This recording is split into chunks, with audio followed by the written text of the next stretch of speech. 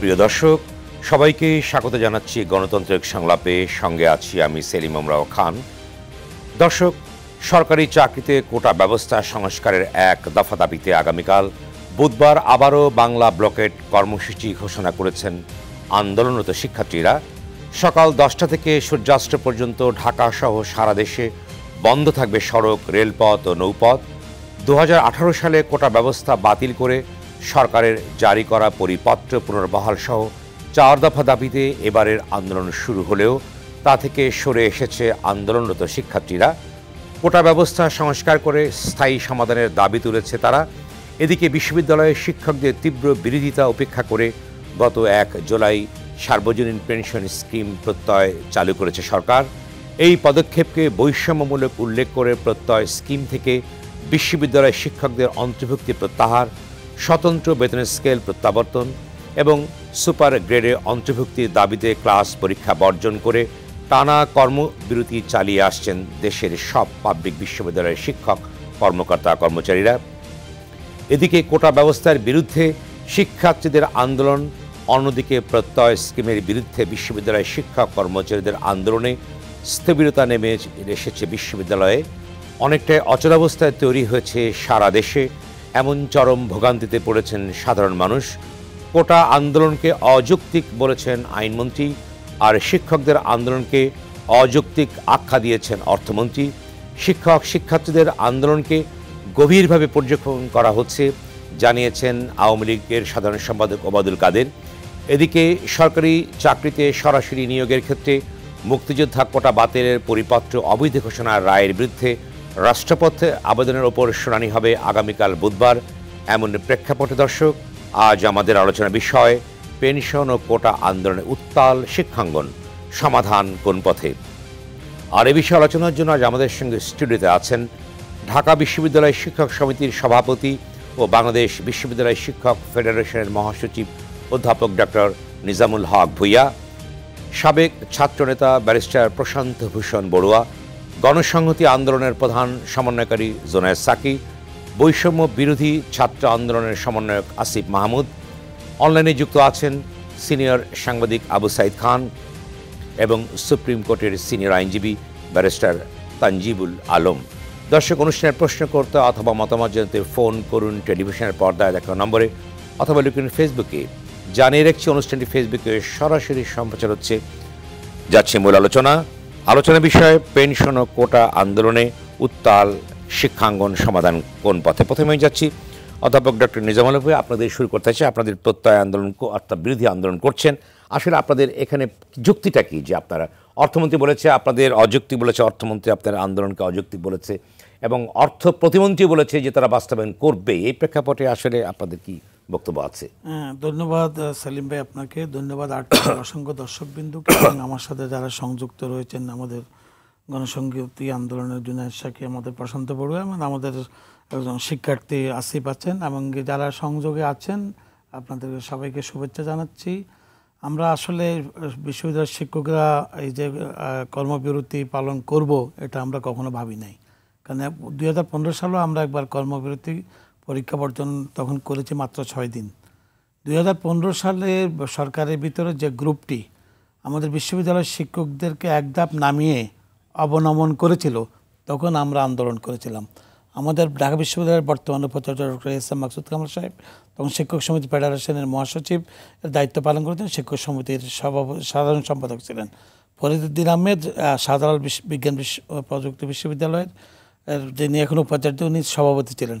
আমরা দীর্ঘদিন আন্দোলন করেছি, 6 মাস আন্দোলন করেছি। তখন তৎকালীন অর্থমন্ত্রী আবুল মালাল মুহিত উনি বলেছিলেন যে অযৌক্তিক এদের দাবি মানব না। এমনকি তখন সরকারের থাকা সরকারি যারা প্রশাসনের দায়িত্ব পালন করেছেন ওনারাও কিন্তু যুক্তি দেখিয়েছেন আমাদের আন্দোলন সঠিক না। সে আন্দোলনের পর একটা পর্যায়ে মাননীয় প্রধানমন্ত্রী আমাদেরকে ডেকেছেন, আমিও একজন সদস্য ছিলাম, পিঠা উৎসবের নাম দিয়ে। সেখানে আমাদের সিদ্ধান্ত হয়ে গেছে যে শিক্ষকদের এই দাবি যৌক্তিক, এমনকি আমাদেরকে যে সচিব মর্যাদা যে পদটি, সে পর্যায়ে আমাদের যেখানে নামানো হচ্ছে সেখান থেকে আমাদেরকে উঠানো হলো। এই জন্য ওনারা নামিয়েছে, এটা আবার কালেকশন করা হয়েছে, আমি উঠানো বলবো না। আর সুপার গ্রেড যেটা সিনিয়র সচিব মর্যাদা, আমাদের 6টি পদ দেওয়ার কথা ছিল, বর্ষিয়ান নেতা আমির হোসেন আমু সাহেব, উনি শিল্প মন্ত্রণালয়ের দায়িত্বে ছিলেন। আমির হোসেন আমু সাহেব ছিলেন, উনি এটার আহ্বায়ক। জনাব তোফায়েল আহমেদ, উনি বাণিজ্য মন্ত্রণালয়ের দায়িত্বে ছিলেন। তোফায়েল আহমদ এমপি, আমির হোসেন আমু এমপি, এবং আব্দুল মান্নান সাহেব যিনি পরিকল্পনা মন্ত্রী ছিলেন, এখন সংসদ সদস্য আব্দুল মান্নান এমপি সাহেব, উনি তখন প্রতিমন্ত্রী ছিলেন। অর্থ এবং পরিকল্পনা দুইটার দায়িত্ব উনি সদস্য ছিলেন, এবং আমাদের শিক্ষক সমিতি ফেডারেশনের সভাপতি সাধারণ সম্পাদক ছিলেন। একটি সভা করেছেন, কিন্তু এরপর আর কোনো সভা হয় নাই। ইভেন কি চ্যানেল আইতে আজ থেকে 1 সপ্তাহ আগেও কিন্তু মান্নান সাহেব স্বীকার করেছেন আমরা একটা সভা করেছি। আচ্ছা, এই যে প্রত্যয় স্কিম যেটা করা হলো, আপনাদের কি অংশগ্রহণ ছিল এই ব্যাপারে? না, আমি বলি 2015 সালে বেতন স্কেলে বেতনের যে বেতন কাঠামো করা হয়েছিল, তখন আমাদের একজন সদস্য কিন্তু সেখানে অন্তর্ভুক্ত ছিল। এবার ওনারা যে প্রত্যয় স্কিমটা করলো, হঠাৎ করে আমরা 13ই মার্চ দেখলাম যে মানে পত্রিকার মাধ্যমে একটা অর্থ মন্ত্রণালয়ের একটা প্রজ্ঞাপনের মাধ্যমে যে বিশ্ববিদ্যালয়ের শিক্ষকদেরকে প্রত্যয় স্কিমে আনা হয়েছে। আমরা পর্যালোচনা করে আমরা বিশ্ববিদ্যালয়ের সবগুলো বিশ্ববিদ্যালয়ে বসে এর 3 দিন পরে আমরা প্রত্যাখ্যান করে বিবৃতি দিয়েছি। ঢাকা বিশ্ববিদ্যালয়ের বিবৃতি দিয়েছে, অন্যান্য বিশ্ববিদ্যালয়ের বিবৃতি দিয়েছে। এরপর আমরা শিক্ষামন্ত্রী মহোদয়, প্রতিমন্ত্রী মহোদয়, শিক্ষা সচিব মহোদয়ের সাথে দেখা করেছি। এমনকি পরে আমরা সাংবাদিক সম্মেলন করেছি সবগুলো বিশ্ববিদ্যালয় একসাথে, ঢাকা বিশ্ববিদ্যালয় থেকে। তারপর আমরা 3.5 মাস পর্যন্ত বিভিন্ন পদক্ষেপগুলো দেখাচ্ছি। এরপর আমরা শিক্ষামন্ত্রীকে স্মারকলিপি দিয়েছি, সিগনেচার কালেকশন করেছি। আমরা বলছি যে না, আমরা প্রত্যেক স্কিম আমরা থাকবো না, এবং এর ডিফারেন্সটাকে আমরা দেখিয়ে দিয়েছি ওনাদের। আচ্ছা, আমি ছোট্ট প্রশ্ন করে শেষ করি। সেটা হচ্ছে যে এই সরকারের পক্ষ থেকে একটা বসার একটা উদ্যোগ দেওয়া হয়েছিল, আমরা গণমাধ্যমে দেখেছি। এরকম কোন উদ্যোগ আছে যে শিক্ষাঙ্গন স্থবির আছে, অর্থাৎ ক্লাস হচ্ছে না, সবকিছু বর্জন হচ্ছে, আপনাদের সঙ্গে বসার কথা ছিল, সেটি কেন হলো না? গত বৃহস্পতিবারে আওয়ামী লীগের সাধারণ সম্পাদক, সড়ক যোগাযোগ ও সেতুমন্ত্রী জনাব ওবায়দুল কাদের এমপি সাহেব আমাদের সাথে বসার কথা ছিল। পদ্মা সেতু সংক্রান্ত একটি সভার কারণে এটা স্থগিত করা হয়েছে। আমাদেরকে পরবর্তী পর্যায়ে বলা হয়েছে খুব শীঘ্রই আমাদের সাথে বসা হবে। ইভেনকি আমাদের সাথে মাননীয় শিক্ষামন্ত্রী মহোদয়ের সাথেও কয়েকবার আমার না, যেখানে শিক্ষাঙ্গনের একটা অচলাবস্থা বিরাজ করছে, পরীক্ষা বন্ধ, সমস্ত কিছু কার্যক্রম বন্ধ, সেক্ষেত্রে কি উদ্যোগের কোনো সুযোগ আমরা তো দেখছি না, গণমাধ্যমে দেখছি না। যদি উদ্যোগ নেয় আমরা যাব। আমরা আশাবাদী যে শিক্ষকদেরকে, এই যে আমরা তো কখনো চাই না আমরা শিক্ষক, আমরা ল্যাবে থাকবো, আমরা গবেষণাগারে থাকবো, আমরা ক্লাসে থাকবো। আমরা তো এভাবে বসে প্রজেকশন মিটিং করে করে আমাদের বক্তব্য আমরা দেব, এটা তো আমরা আশা করি না। সর্বশেষ প্রশ্ন, অর্থাৎ প্রতিমন্ত্রী বলেছেন যে এই ব্যাপারে তারা অনড় আছে, এটা বাস্তবায়ন হবেই, সেক্ষেত্রে আপনারা কি করবেন? প্রতিমন্ত্রী তো ওনার বক্তব্য দিয়েছেন। 2015 সালেও আমাদের তৎকালীন অর্থমন্ত্রী একই ধরনের বক্তব্য দিয়েছেন। আপনারা বলেছেন যে আপনারা অনড় থাকবেন, আপনারা সরে আসবেন না, তাহলে 2 অনড়ের ফলাফল কি হবে? 54টি বিশ্ববিদ্যালয় শুধু শিক্ষক না, কর্মকর্তা কর্মচারী, ওই সময় তো 2015 সালে শিক্ষকদের বেতন ছিল। এবার আমাদের প্রত্যেকটা বিশ্ববিদ্যালয়ের কর্মকর্তা কর্মচারীরা সবাই মিলে ঐক্যবদ্ধ যে না, আমরা এই 3 দফা দাবি থেকে আমরা সরে আসবো না। আসবেন, ধন্যবাদ। আবার আসবো আপনার কাছে।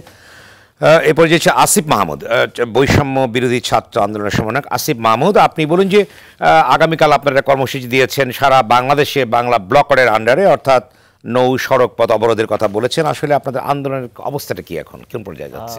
ধন্যবাদ আরটিভিকে আমাকে আমন্ত্রণ জানানোর জন্য।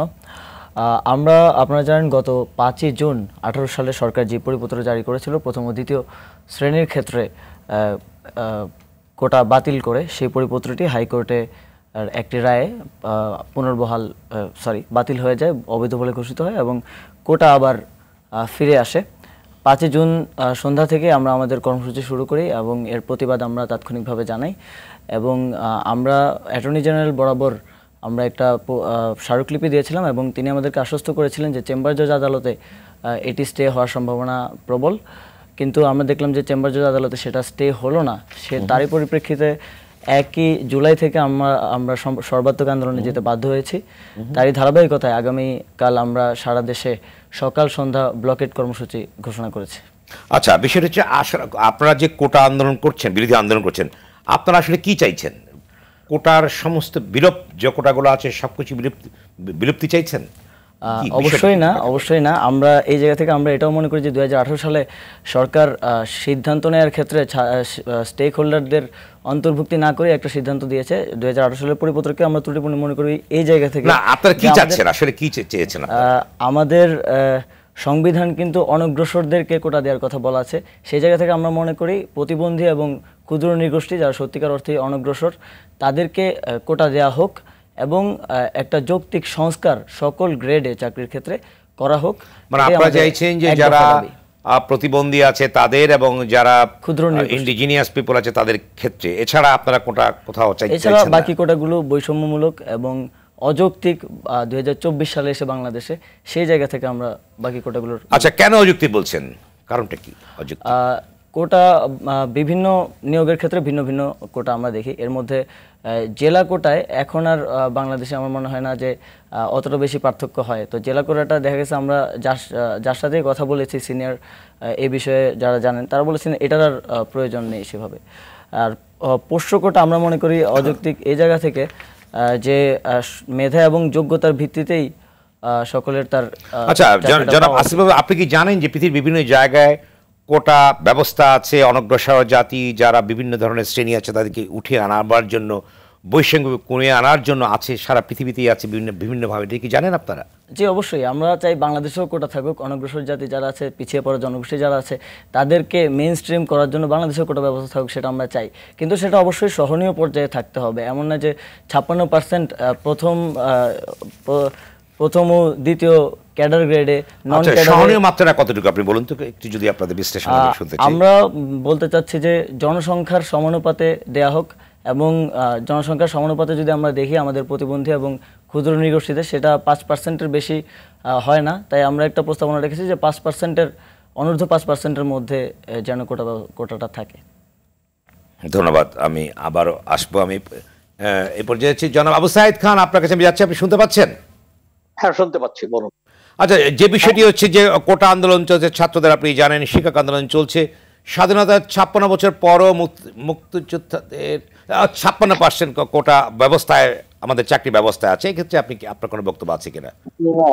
এখানে আমিও মনে করি যে আদিবাসী, প্রতিবন্ধী যারা পিছিয়ে পড়া জনগোষ্ঠী আছে তাদের কোটা থাকা উচিত, এবং মুক্তিযোদ্ধাদেরকে, তাদের সন্তানদেরকে যে সুযোগ দেওয়া হয়েছিল এখন নাতিপুতি পর্যন্ত এটা সম্প্রসারিত করার কোনো যুক্তি নেই।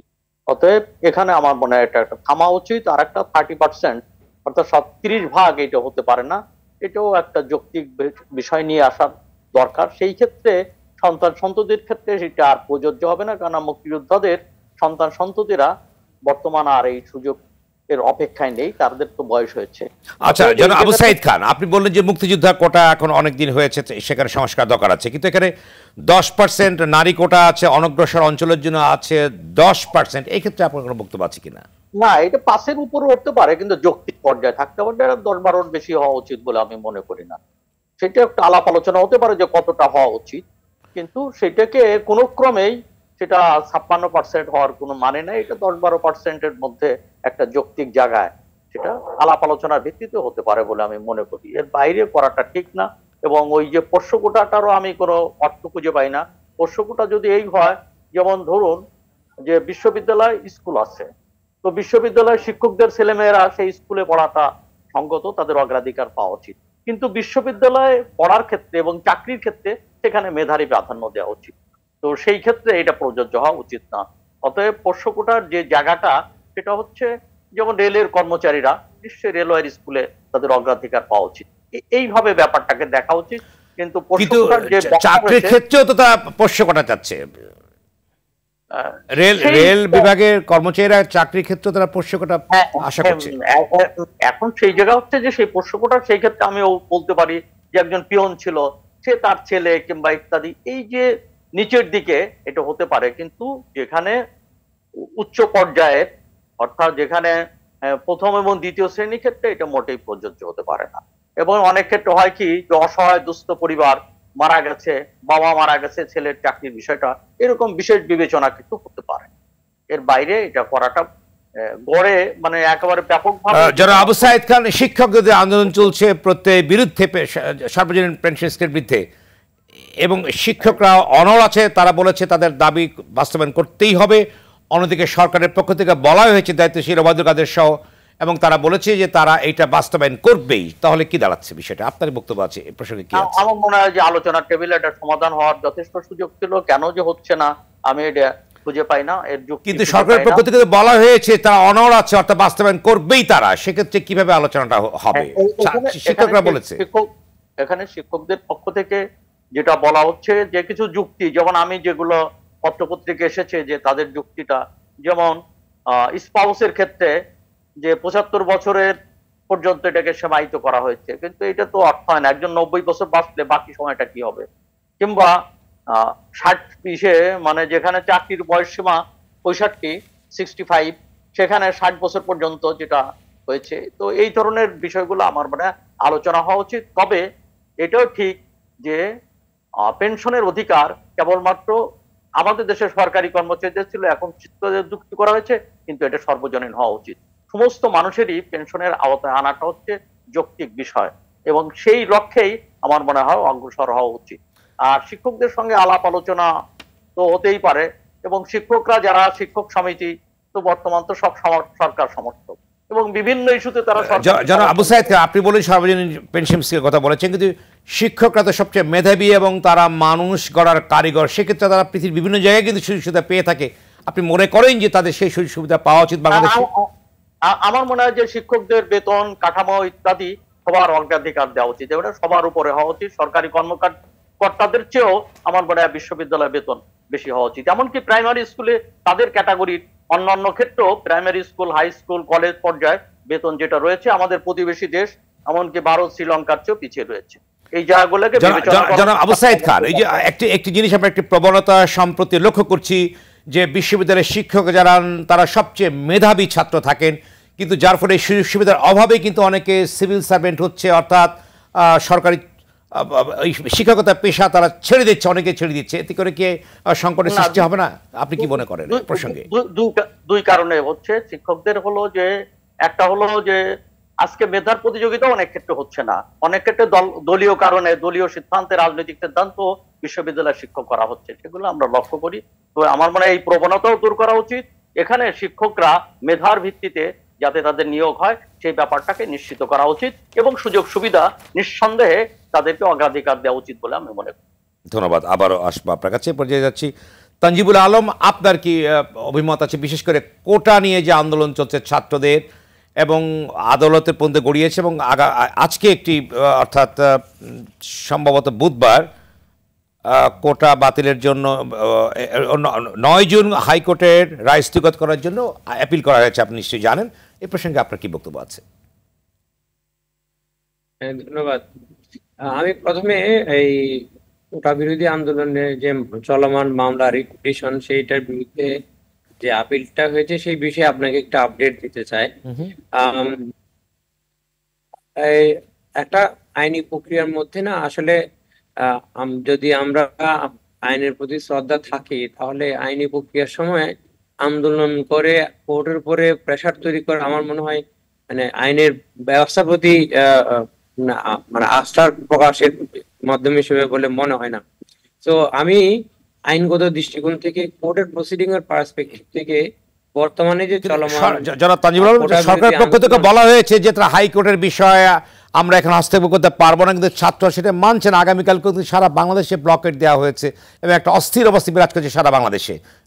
সেক্ষেত্রে তারা তো মানছে না, এটা সেক্ষেত্রে কি করণীয়? একটি চাপ তৈরি হচ্ছে কেন কোর্টের উপর, বিচার ব্যবস্থার উপরে?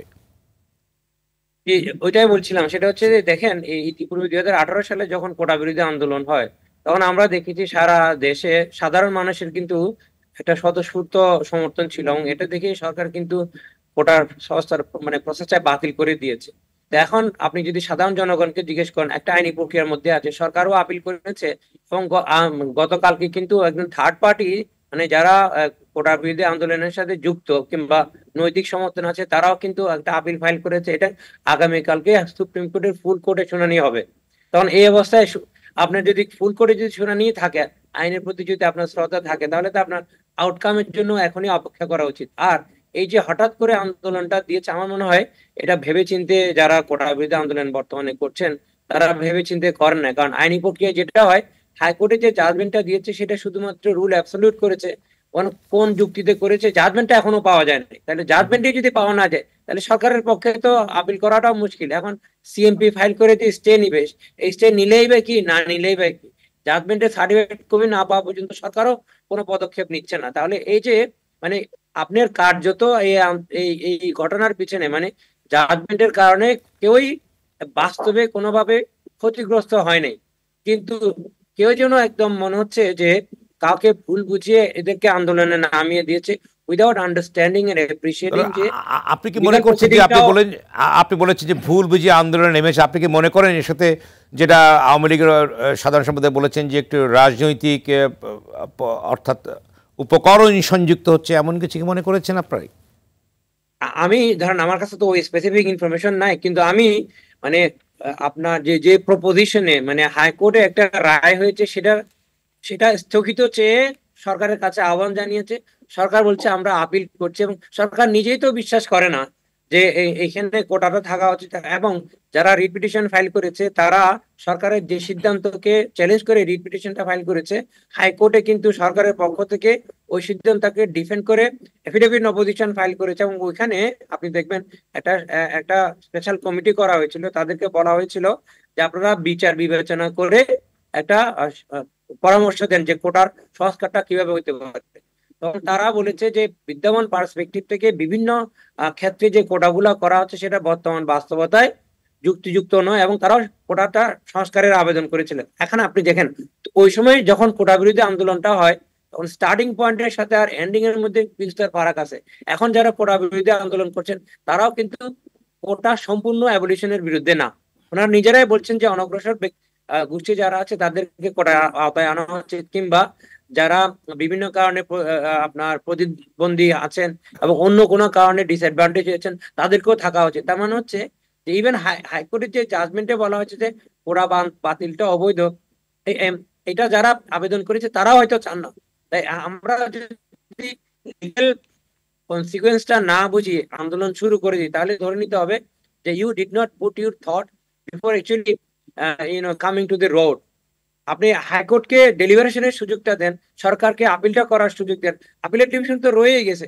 আমরা এরকম অহরহ দেখি হাইকোর্টের অনেক জাজমেন্ট আপনার আপিলের ডিভিশন স্যাটিসফাইড করে না, তো আপনাকে তো ওই সময় পর্যন্ত যদি অপেক্ষা করতে হতো। আইনগত একটা বিষয় আপনাকে জানতে চাইছি, সেটা ছাত্ররা, জনাব তানজিবুল আলম, ছাত্ররা বলছে যে এই বিচার রেখেও কিন্তু পরিপত্র জারির মাধ্যমে এটি সংস্কার করা যায় বলে ছাত্রদের কোনো কোনো নেতা বলছে, এটিকে করা যায় কিনা? সেটা আইনগতভাবে সেটা কোনোভাবে সম্ভব না। ইট উড অ্যামাউন্ট টু আপনার হাইকোর্টের একটা প্রদত্ত জাজমেন্টকে আপনি না দেখে, জাজমেন্টের কপিটা কিন্তু এখনো কেউ পায়নি, আপনি না দেখে সরকার কিভাবে বলবে আমি হাইকোর্টের ওই জাজমেন্ট মানি না, আমি এখনই আবার নতুন করে কোটাটা অবৈধ ঘোষণা করলাম। হাইকোর্ট কোন গ্রাউন্ডে এই কোটার বাতিলটাকে অবৈধ ঘোষণা করেছে সেটাই তো আপনার এখনো জানা হয় নাই। কারণ হাইকোর্টের জাজমেন্টে রিজন গুলো থাকে। আমি যেটুকু পিটিশনের পরে দেখেছি ওখানে হাইকোর্টের পক্ষে যে কোটাটা বাতিলের জন্য যারা আবেদন করেছিলেন তারা আসলে সবাই মুক্তিযোদ্ধার সন্তান। তাদের বক্তব্য হচ্ছে ইতিপূর্বে মুক্তিযোদ্ধার সন্তানদের পক্ষে যে কোটাটা দেওয়া হয়েছিল সেটা দুইটা সাকসেসিভ হাইকোর্টের জাজমেন্টের মাধ্যমে স্টাবলিশ করা হয়েছে, আপহেল করা হয়েছে। সুতরাং পরবর্তীতে যে বাতিল করা হয়েছে সেটা ওই দুই জাজমেন্টের সাথে সাংঘর্ষিক।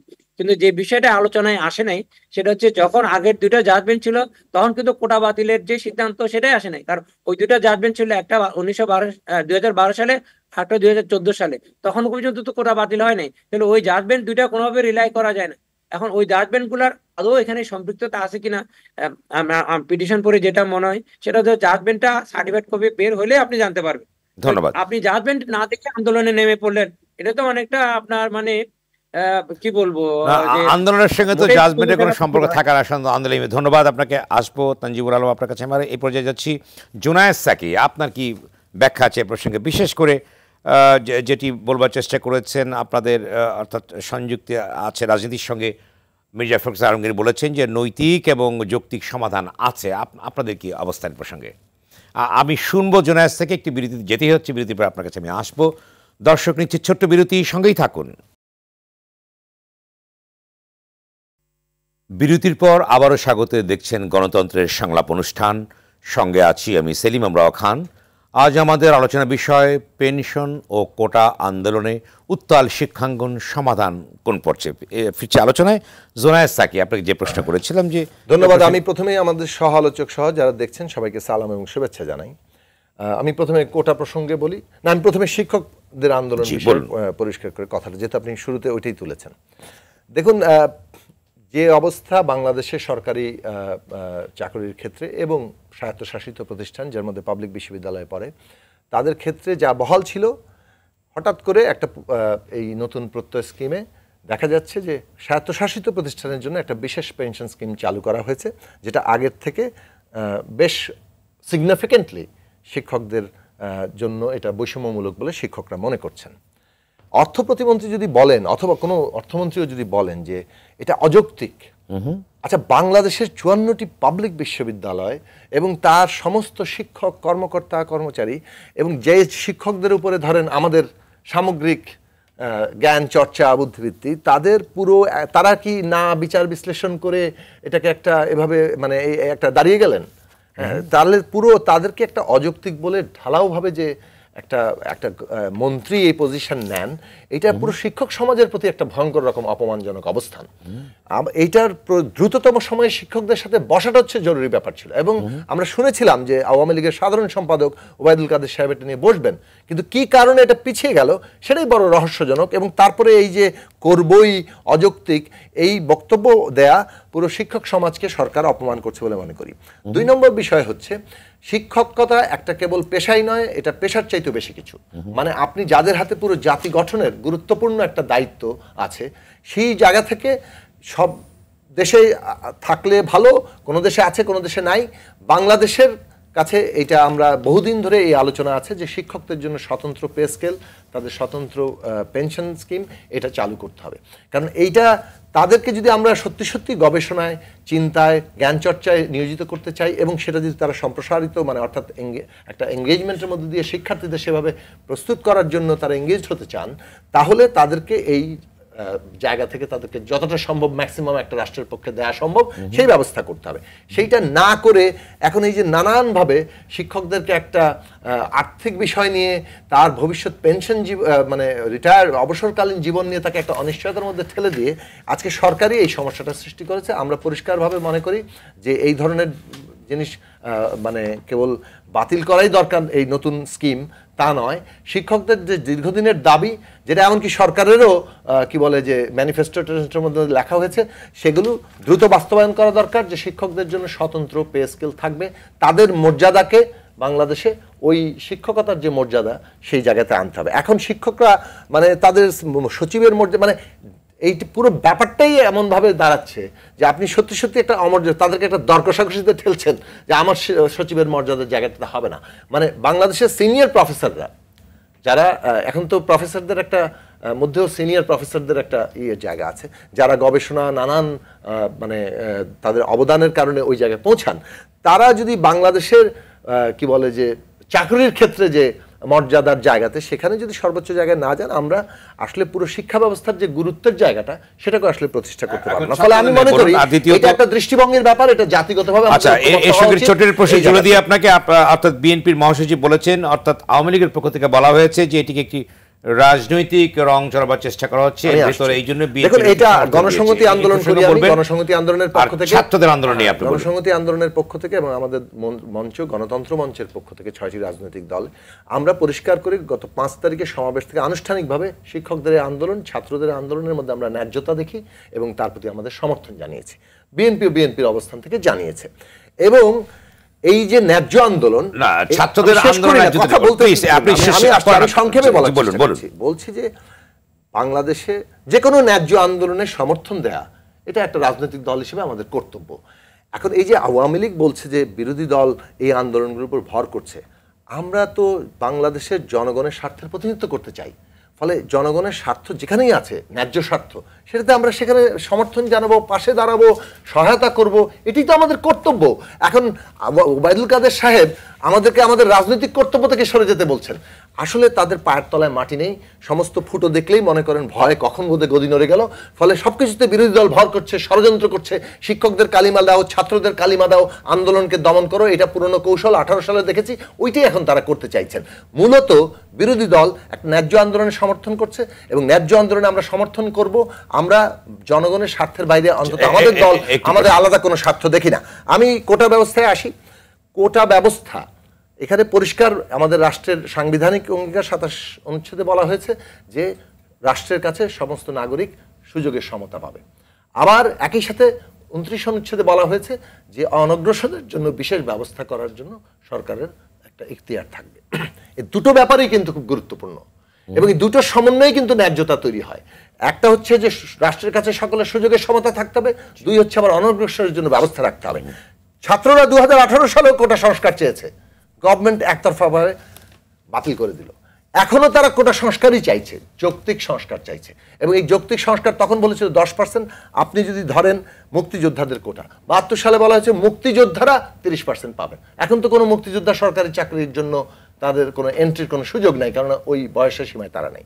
তাদের সন্তানদের জন্য, কারণ যুদ্ধের কারণে তাদের সন্তানরা ক্ষতিগ্রস্ত হতে পারে, সেটার জন্য জাতির কোনো আপত্তি নাই।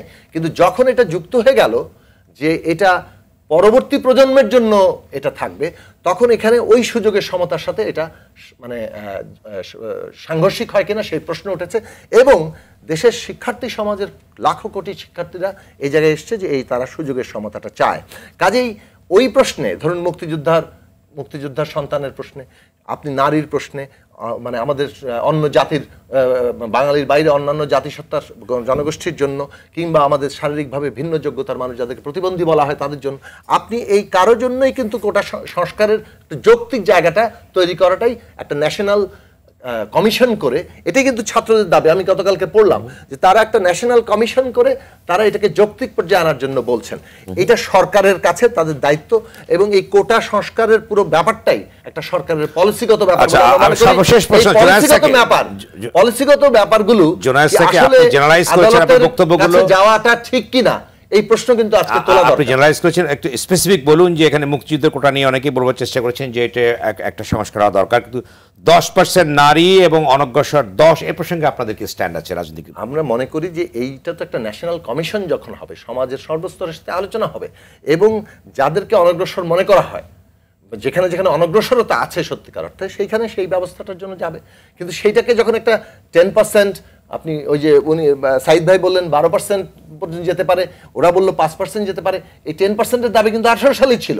কাজে এইটা এখনই হয়তো পার্সেন্টেজ কেউ নির্দিষ্ট করছে না, ছাত্ররা যেহেতু আন্দোলন করছে তারা তাদের দাবি তুলুক। আমার মতামত যদি জানতে চান, আমরা একটা প্রস্তাব দিতে পারি, না আমাদের প্রস্তাব দিতে পারি, আমরা তখন স্পেসিফিক্যালি এই প্রত্যেকটা নারী অগ্রসরতা কতদূর পর্যন্ত আছে, সেখানে কতটা হওয়া উচিত, মুক্তিযুদ্ধের সন্তানরা এখনো কি পর্যায়ে কতটা মানে সংখ্যা আছে, কারণ মুক্তিযুদ্ধের সংখ্যা তো মানে কোনো ইয়ার জায়গা নাই। আমাদের দেশে কিন্তু একটা বড় ডিসক্রিমিনেশন হয়ে আছে, লক্ষ লক্ষ 30 লক্ষ মানুষ শহীদ, তারা কিন্তু কোনো রকম তাদের সন্তান তাদের পরিবাররা কিন্তু কোনো সুযোগের জায়গাতে পায়নি। সেটা আরেকটা প্রসঙ্গ। আমি যে কথাটা আসবো যে এই বিষয়টা হচ্ছে সরকারের পলিসিগত বিষয়।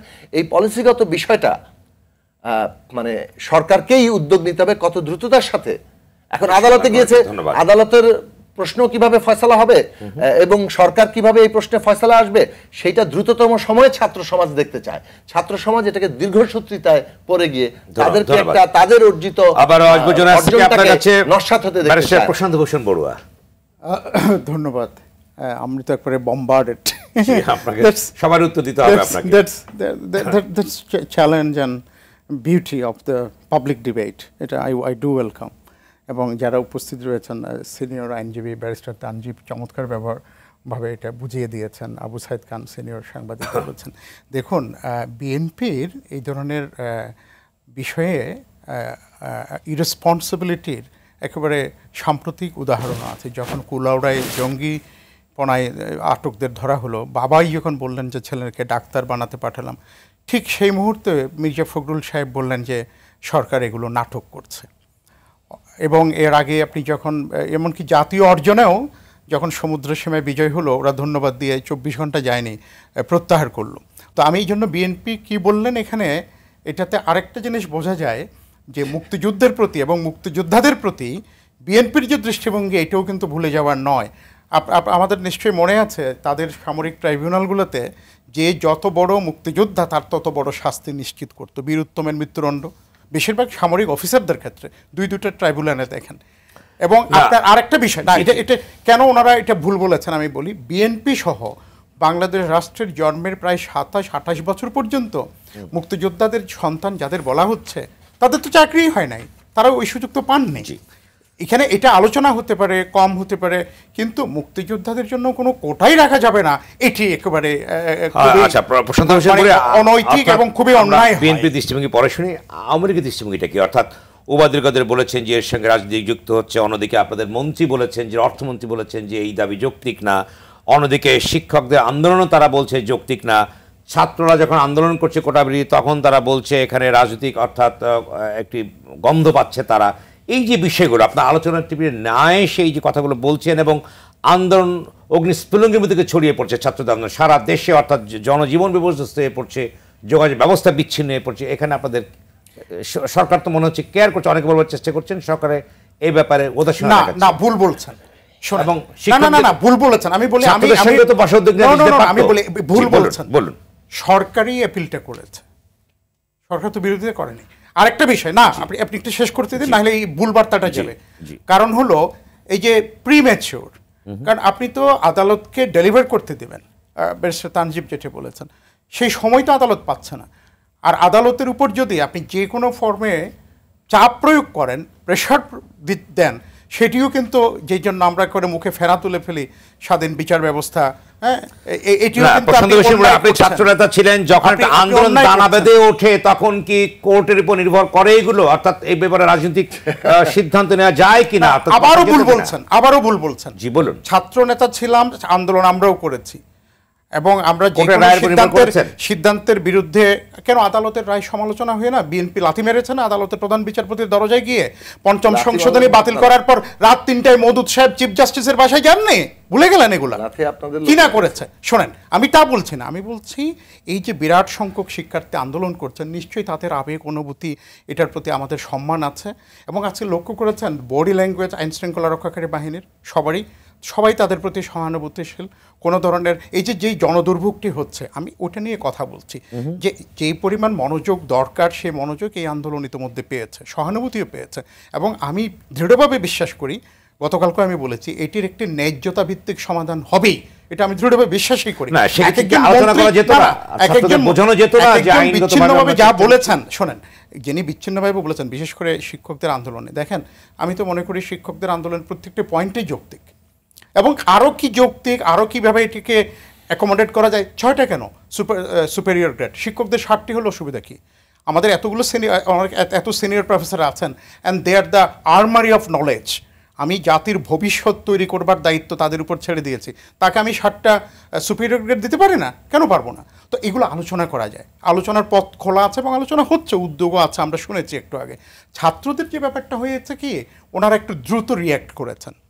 হ্যাঁ, করতে পারে, হয়তো একটু আবেগ অনুভূতি কাজ করেছে, এটা করেছে। কিন্তু আপনি এটাও লক্ষ্য করে দেখবেন, আজকে যে পাবলিক সার্ভিস কমিশনের প্রতি জন আস্থা, এই যে পিয়ন কিছু করেছে, এটা খবর দেখেছেন। কিন্তু পরীক্ষার যে সিস্টেম, এখন কি হাওয়া ভবনের কোনো তালিকা আছে?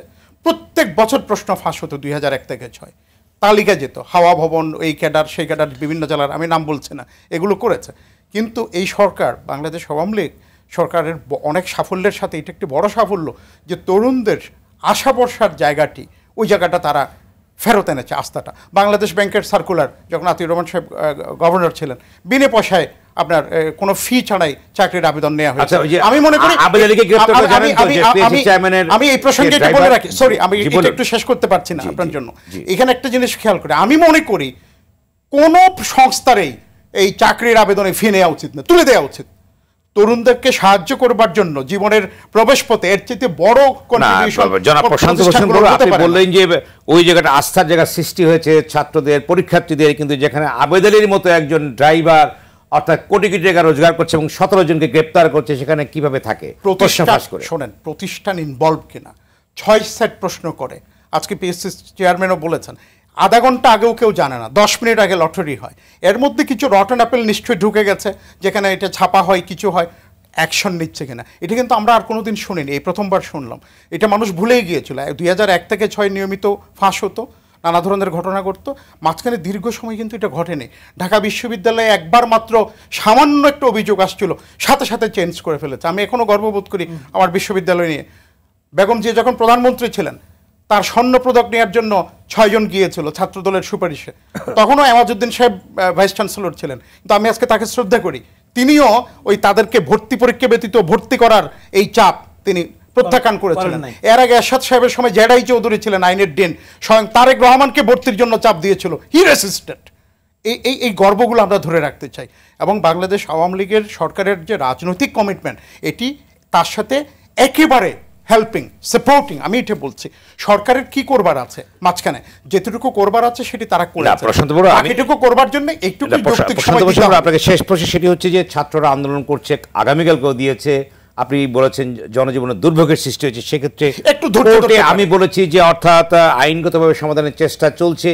এই বিষয়টি নিয়ে কি ছাত্রদের সঙ্গে বসা যেত না? আপনাদের প্রতিনিধিরা বসতে পারতো না যে একটু ধৈর্য ধরেন, যে কথা আপনি টেলিভিশনে বলছেন বা আপনার নেতারা বলছেন, তাহলে ছাত্রদেরকে আমি তো শুনেছি বসার উদ্যোগ নেওয়া হয়েছিল, আপনার পুলিশ অফিসাররাও বসার, যারা মূলত মাঠে এটি ট্যাকল করেন, যাদেরকে একদিকে রাস্তা পরিষ্কার রাখতে হয়।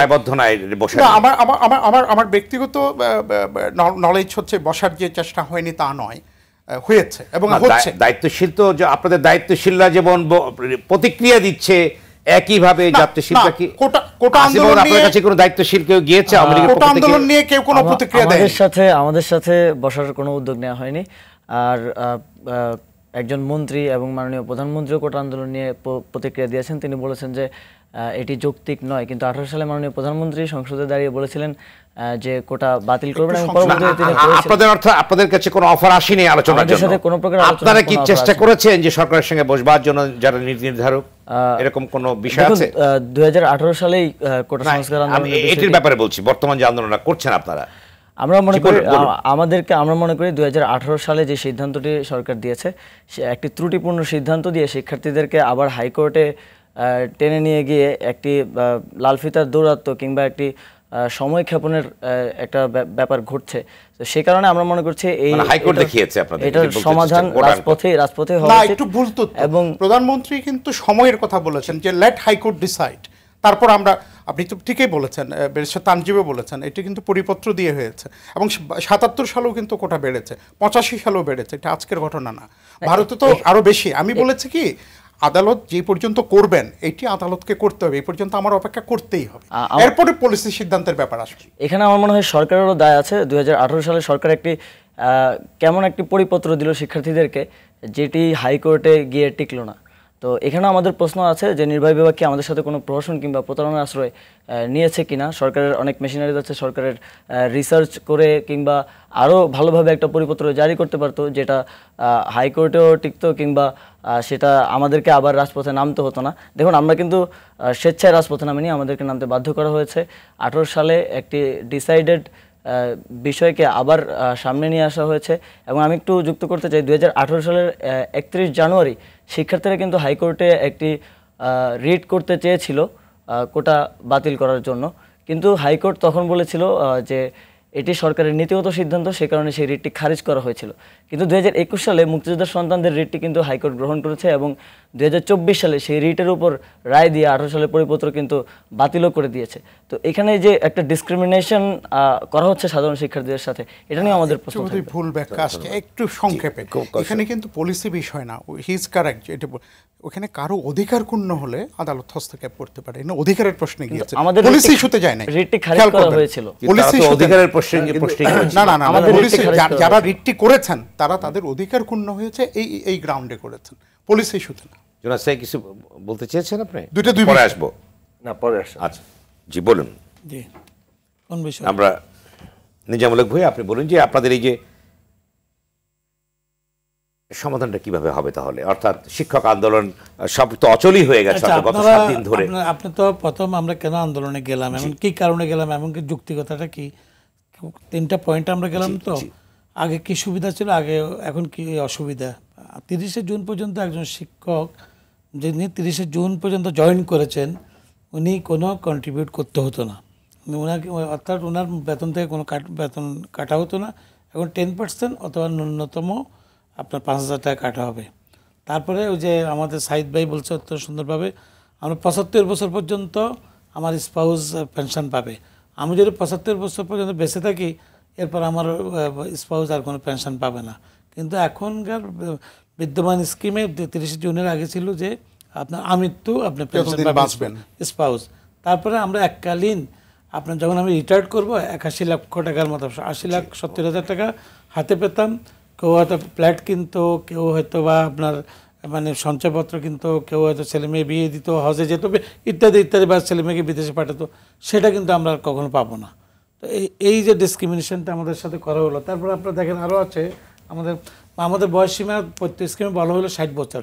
হঠাৎ করে আমরা যখন আন্দোলন করলাম 1 জুলাই পেনশন স্কিমের একজন লোক, উনি আমার সাথে টকশোতে ছিল, বললো যে না আমরা এটা একটা প্রেস নোট দিয়ে দিয়েছে যে এটা হলো যে না 65 বছর থাকবে। আমরা এক বিশ্ববিদ্যালয় থেকে আরেক বিশ্ববিদ্যালয়ে যখন যোগদান করব, অথবা আমাদের যখন প্রমোশন হবে লেকচার থেকে অ্যাসিস্ট্যান্ট প্রফেসর, অ্যাসিস্ট্যান্ট প্রফেসর থেকে অ্যাসোসিয়েট প্রফেসর, অ্যাসোসিয়েট প্রফেসর থেকে প্রফেসর, সেখানে কিন্তু আপনার বলে যে নতুন চাকরি সব ওনারা আবার একটা কারেকশন করলো ওখানে, না এটা হলো যে এখন থেকে আমরা জব প্রোটেকশন দেব, পে প্রোটেকশন দেব।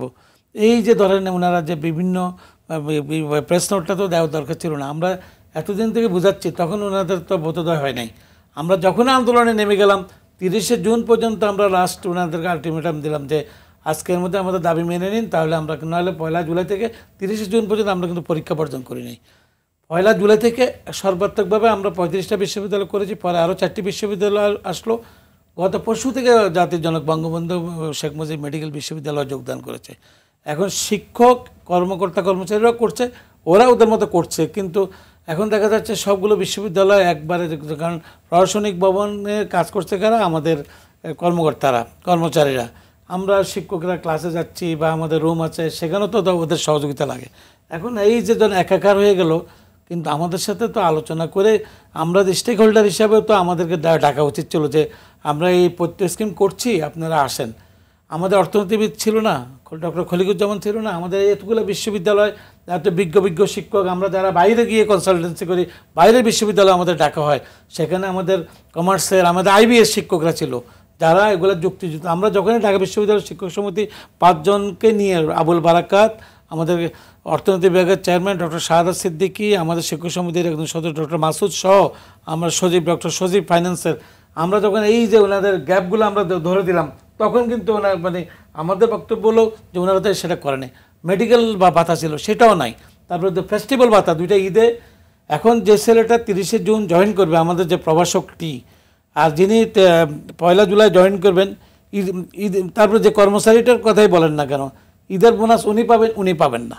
তারপর ওনারা একটা ব্যাখ্যা দিয়েছেন যে না 1,23,000 টাকা 30 বছর। আমরা হিসাব করে দেখেছি যে 5,000 টাকা করে যদি আমি জমা রাখি, 30 পরে পে স্কেল দিলে এটা আরও বাড়বে, অসুবিধা নেই। আর 5,000 টাকা কন্ট্রিবিউট করবে কে? প্রতিষ্ঠান।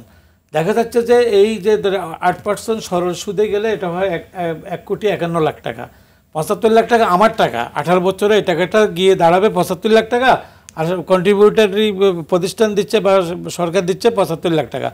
আমি ওই টাকাটা, আমার মূল টাকাটা কিন্তু থেকে যাচ্ছে। যদি আমি যদি নিজে আমার টাকাটা রাখি 75 লাখ টাকা, নিজে সঞ্চয় করি 75 লাখ টাকাতে আমি যদি 10% 11% আমি 60-70 লাখ টাকা এমনিই পাই, তাহলে কিন্তু যখনই আমি কন্ট্রিবিউট করতেছি পুরো টাকাটাই কিন্তু আমার ওখানে চলে যাচ্ছে, আমাকে যোগফল করে আমি 1,23,000 টাকা পাচ্ছি। তো এই যে ধরেন ওনারা আমাদের সাথে আলোচনা করলে, আর একটা জিনিস, আপনি ধরেন নতুন একটা স্কিম করবেন, তখন তো আপনি আমার স্টেক হোল্ডার হিসাবে আমাদের সাথে বসবেন না। পৃথিবীর অনেক দেশে আমি অনেক সময় এক্সাম্পলটা দিয়ে দেখছি যে মার্কিন যুক্তরাষ্ট্রে ক্লিন্টন যখন ক্ষমতায় এসেছেন, তখন অর্থনীতির অবস্থা এত খারাপ ছিল, উনি 10 জন একজন কমিটি করেছেন, আমরা 8 জনের শিক্ষাবিদ ছিল, অর্থনীতিবিদদেরকে ডেকে এনে তারপর প্রশাসনের 2 জনকে নিয়ে 6 মাস সময় দিয়েছে যে আপনারা একটা প্রতিবেদন দেন। এটাই তো হওয়া উচিত ছিল। ওনারা প্রতিবেদন দিয়েছে এবং মার্কিন যুক্তরাষ্ট্রের অর্থনীতিও কিন্তু সেভাবে ওনারা দাঁড় করিয়েছে। আমাদের এখানে যখনই বিশ্ববিদ্যালয়ের শিক্ষকদের জন্য, তারপরে উনি মানেন, আমাদের মাননীয় অর্থমন্ত্রী যে কথাটি বলেছেন, আপনি একটু আগে বলেছেন, উনি একজন শিক্ষক ছিলেন, উনি ঢাকা বিশ্ববিদ্যালয়ের অর্থনীতি বিভাগের শিক্ষক ছিলেন, এমনকি ওনার শিক্ষকতা জীবন আরম্ভ হয়েছে ঢাকা বিশ্ববিদ্যালয় দিয়ে, পরে ফরেন সার্ভিসে গেল, ওয়ার্ল্ড ব্যাংকে জব করেছে। আমি ওনাকে রেসপেক্ট করি। ওনাকে সরকারের ভিতরে একটা গ্রুপ যারা মানে আমলাতন্ত্র কায়েম করতে চায়, এমনকি যারা রাজতন্ত্র কায়েম করতে চায়, তারাই ওনাকে বুঝিয়েছে যে শিক্ষকরা আর এমনভাবে কথাবার্তা বলে, এটা খুব দুঃখজনক। আমি আজকে বলতে বাধ্য হচ্ছি যে আমাদের মেডিকেল কলেজগুলো 60টি মেডিকেল কলেজ ঢাকা বিশ্ববিদ্যালয়ের আন্ডারে, আমাদের 4 জন করে শিক্ষক সেখানে মেডিকেল কলেজগুলোর মধ্যে আছে। এমনকি আমরা অত্যন্ত সততার সাথে আমার শিক্ষকরা মানে কোন মেডিকেল কলেজে, এরপরও কিছু ব্যর্থ ঘটে যায়, কিন্তু সেখানেও ওনাদের আপত্তি। আমাদের ডিন সাহেব একদিন দুঃখ করে বললো, যার মন্ত্রণালয় যেতে ইচ্ছা করে না, ওনারা বললো শিক্ষকদের নাম কাটেন, শিক্ষকদের নাম কাটেন, শিক্ষকদের নাম কাটেন। এই জন্য আমাদের বক্তব্য পরিষ্কার। 2008 সালে আপনার দিন বদলের সনদে বলা হয়েছিল শিক্ষকদের জন্য স্বতন্ত্র বেতন স্কেল দেওয়া হবে। ইভেন কি 2010 সালে আমাদের যে শিক্ষানীতির মধ্যে বলা আছে যে আমাদের স্বতন্ত্র বেতন স্কেল দেওয়া হবে। আপনি দেখেন আমি কতগুলো ওনারা আসি বলছেন যে আমাদের তাহলে এর কারণটা কি, অর্থাৎ এই এত কিছু কমিটমেন্ট করার পরও যে সেই কাজটি করা হলো না, কি মনে করেন? না, ওনারা তারা প্রতিবন্ধকতা সৃষ্টি করে। আমরা তো বলছি 2015 সালে যারা যে কাজটি করেছেন 2024 আপনার 24 সালে ওই গ্রুপটাই একটা গ্রুপ, সবাই না, কারণ আমাদের পরিবারেও তো সরকারি কর্মকর্তা আছেন, সরকারি আছেন, একটা গ্রুপ আছে অত্যন্ত অতি উৎসাহী গ্রুপ, তারা এই সরকারকে গ্রুপ যেখানে রাজনৈতিক সরকার ক্ষমতায় আছে, ওনারা তো প্রশাসনের ভিতরে থেকে ওনারা অনেক শক্তিশালী হয়ে যায়। এমনকি ওনারা তো আমাদের সাথে আলোচনা, প্রশাসনের ভিতরে একটা গ্রুপ, আমি তো নাম বলতে চাই না, অর্থাৎ আমাদের ভিতরে একটা গ্রুপ। জি জি জি, ওনারা এই কাজটি করেছেন। সবাই তো রাজনীতিবিদরা কি করেন? সরকার তো রাজনৈতিক সরকার না, রাজনৈতিক সরকার। এখন ওনারা এত প্রভাবশালী হয়েছেন।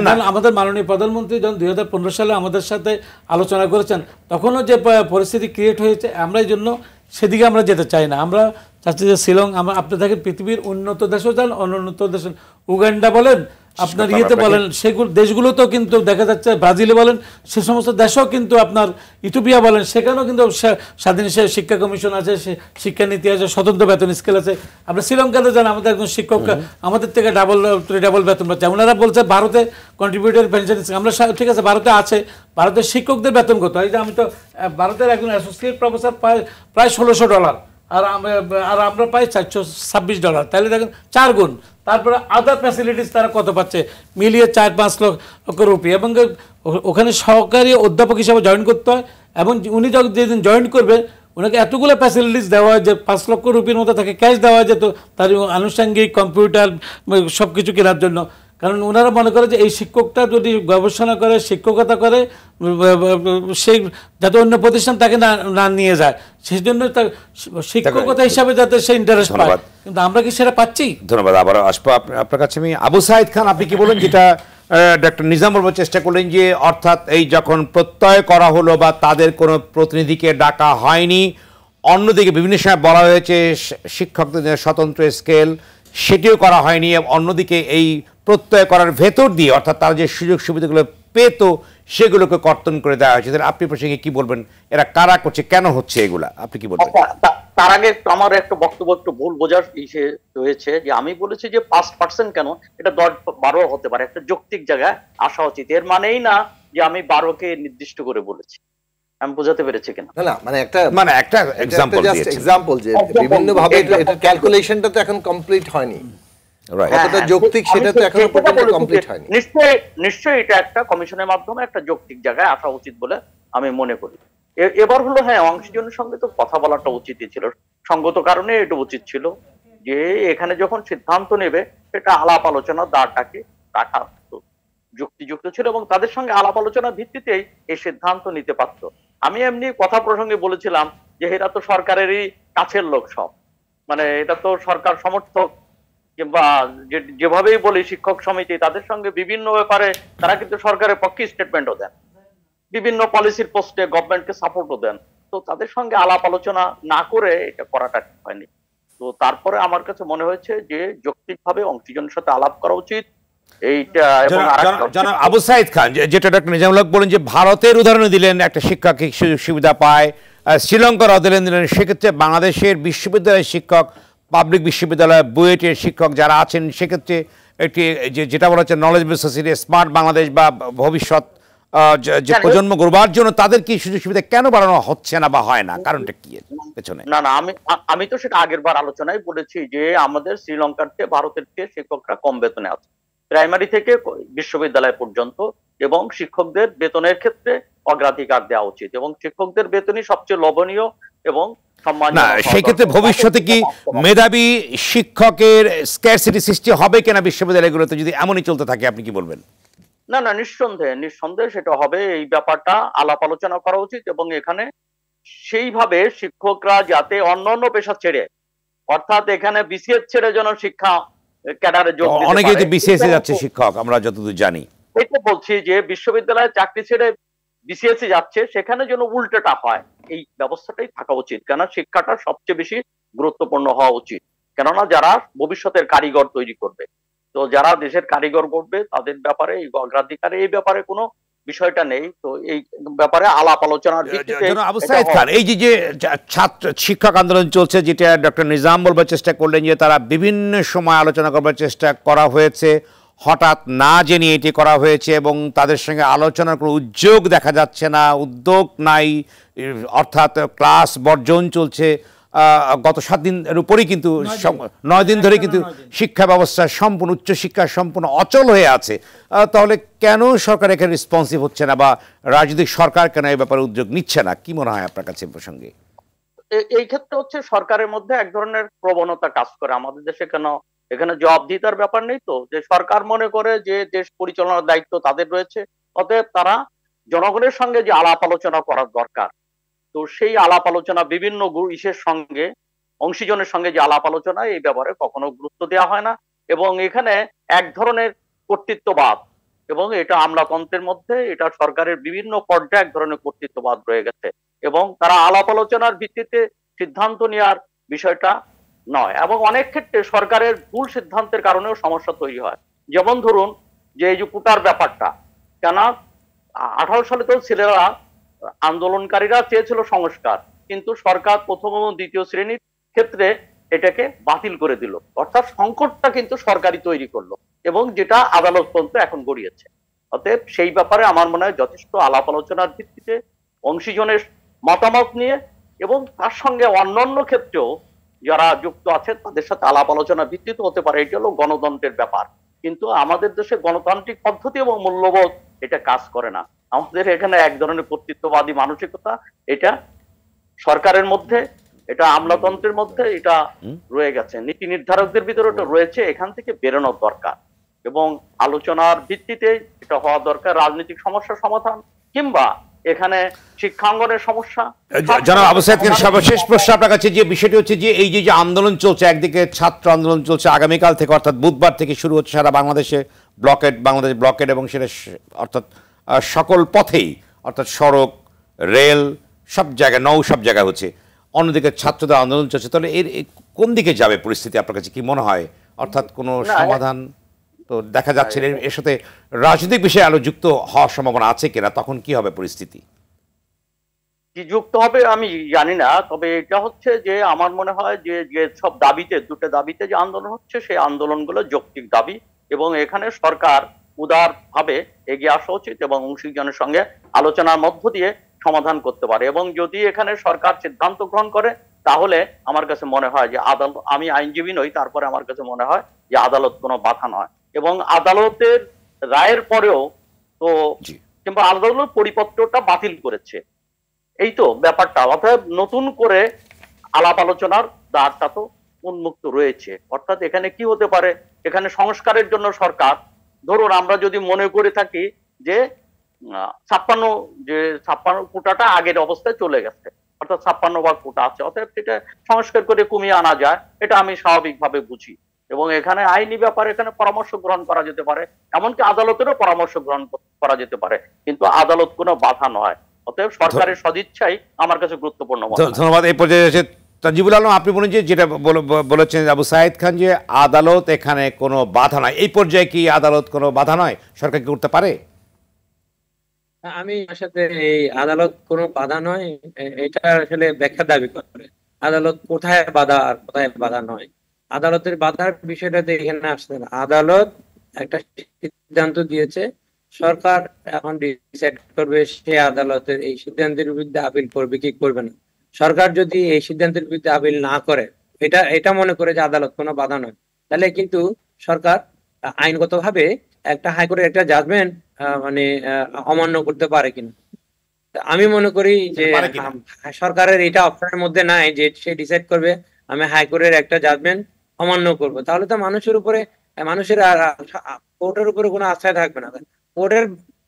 কোর্টের রায় যদি সরকার কিংবা অন্য কেউ ইচ্ছা করলে সিলেক্টিভলি পালন করলো, আর ইচ্ছা করলে মানে আমার কাছে তো বাধা না, সুতরাং আমি মানলাম না, তাহলে তো আইন কানুন বলে কোনো কিছু থাকবে না। আপনাকে বুঝতে হবে যে সরকারের কাছে এখানে আপিল না করে, এই জাজমেন্টটাকে ওভারথ্রো না করে অন্য কোনো পদক্ষেপ যদি নেয়, তাহলে সেটা হাইকোর্টের ওই জাজমেন্টটাকে অবমাননার সামিল হবে। হাউএভার সরকার না, সেটা পার্লামেন্টের ক্ষমতা আছে, যে পার্লামেন্ট যখন কোনো একটা বিষয়ে সিদ্ধান্ত নেয়, তাহলে ওই ক্ষেত্রে পার্লামেন্টের সামনে দেশের কোন প্রচলিত আইন মানে কোর্টের যে রায় সেগুলা বাধা না। যদি এরকম দেখা যায়, ফর এক্সাম্পল কালকে আপিলেট ডিভিশন থেকে বললো তার যে কোটা প্রত্যাহার করেছে সেই প্রত্যাহারের সিদ্ধান্তটা আইনগতভাবে অবৈধ, তখন কিন্তু আবার কোটা বহাল হয়ে যাবে।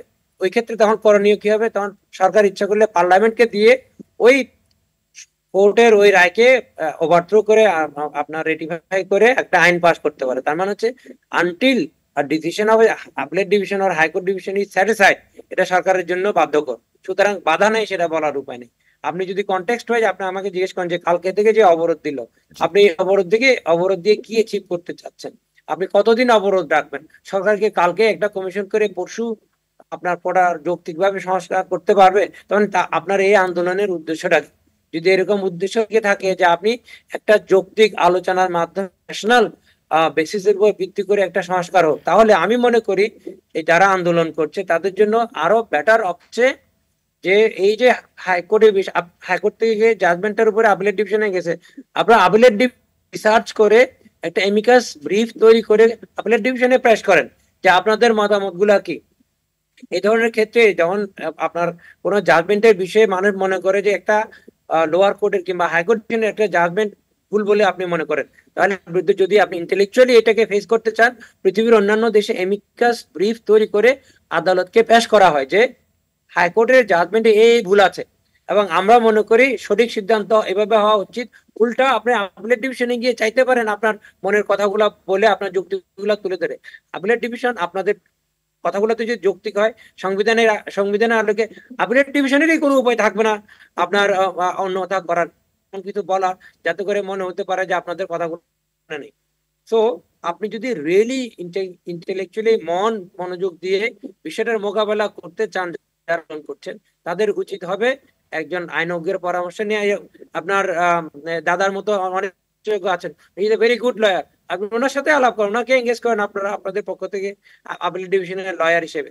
আরেকটা জিনিস বলি, এই যে কনটেক্সটে আমরা বিশ্ববিদ্যালয়ের শিক্ষকদের কথাটা বলতেছি, এখানে জিনিস আমরা আলোচনায় করতেছি না, মানে আইনগত দৃষ্টিকোণ থেকে দেখেন, সরকারের পক্ষ থেকে মন্ত্রী মহোদয় বলছেন এটা অযৌক্তিক।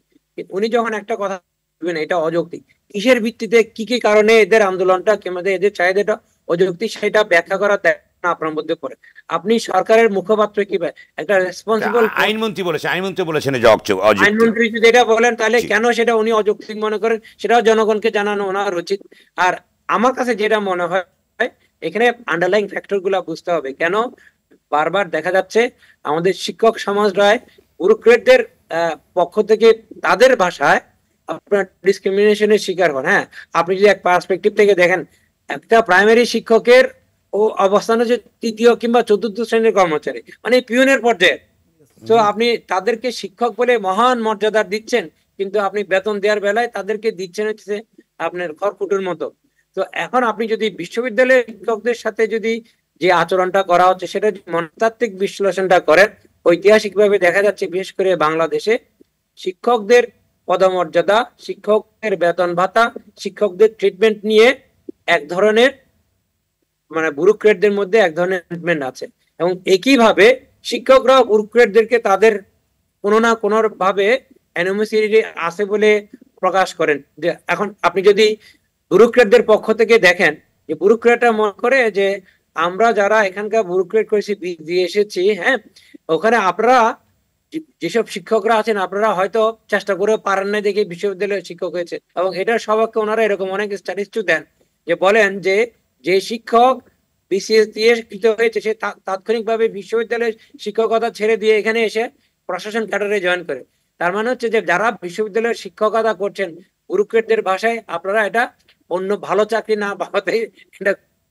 আর ব্যুরোক্রেটদের অন্য একটা অভিযোগ থাকে, সেটা হচ্ছে আমরা ব্যুরোক্রেট হিসেবে ঢুকি, আমরা প্রফেসর হওয়ার জন্য আপনারা যেন প্রফেসর হইলে পরে আপনাদেরকে সচিবের মর্যাদা দেন, আপনারা 5 মাসে অ্যাসিস্ট্যান্ট প্রফেসর, অ্যাসোসিয়েট প্রফেসর, অমনি প্রফেসর হয়ে গেলেন। আর আমরা ঢুকি হচ্ছে আপনার যেই ক্যাডারে যেই পজিশনে এসিল্যান্ডের পক্ষ থেকে, তারপর সিনিয়র অ্যাসিস্ট্যান্ট সেক্রেটারি, তারপরে deputy secretary, additional secretary, joint secretary হইতে হইতে জীবনের 4-5টা বছর বাকি থাকে। তো আপনারা খুব অল্প সময় থেকে অনেক বেশি বেতন পাওয়া শুরু করেন। তো কম্বাইন ইফেক্ট যদি আপনারা দেখেন, তাহলে ওদের ভাষ্য হচ্ছে যে শিক্ষকরা আলটিমেটলি টেক হোম স্যালারি অনেক বেশি পেয়ে থাকেন, তারা অনেক আগে থেকে বেশি পদবি চাওয়া হইতেন। ওদের আর আপত্তি আছে। গণকর্মচারীদের আপনার অবসরের বর্তমান বয়স হচ্ছে 58, ওনারা এখন পিআরএল হয়ে গেছে। ওয়ারে শিক্ষকদের অবসর সময় হচ্ছে 65, তার মানে আপনারা অনেক বেশি সময় ধরে তাদেরকে জীবন দেওয়া হচ্ছে। সেটার মনিটারি ভ্যালু যদি করেন, তাদেরকে যে অ্যাপারেন্ট ডিসক্রিমিনেশনটা করা হয়, সেটা কিন্তু একটা মানে ওনাদের ভাষায় যেটা বলা হয় সেটা হচ্ছে যে ওয়ে ইন হয়ে যায়, মানে স্কেল আউট হয়ে যায়, উভয় শেষ পর্যন্ত গিয়ে একই জিনিস পেয়ে থাকেন। তো আপনি বিষয়টাকে যতটা বাইনারি মনে হচ্ছে, যদি সব দিক থেকে বিবেচনা করা হয় তাহলে হয়তো বাইনারি নাও হইতে পারে।